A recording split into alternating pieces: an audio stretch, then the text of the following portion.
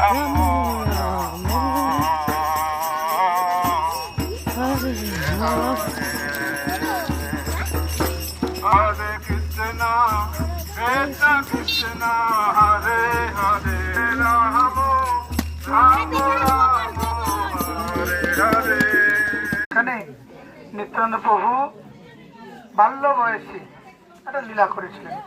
মানে নিত্যানন্দ প্রভুই যে স্বয়ং কে লক্ষ্মণ লক্ষণ, তো তিনি বলতেন এবং অনেকে মানতেন অনেকে মানতেন না। কিন্তু একটা সময় কি হয়, তারা বাচ্চারা যেমন খেলা করে বিভিন্ন বিষয়ের উপর খেলাধুলা করে না, নাটকের অভিনয় করার মতো করেন, তো সেরকম আরো অনেক বন্ধুদের নিয়ে তারা সেখানে এই লক্ষ্মণ যে শক্তিশাল হয়েছিল তার লীলাটা ওখানে করছিলেন। কিন্তু করতে করতে এমন সময় কি হয়,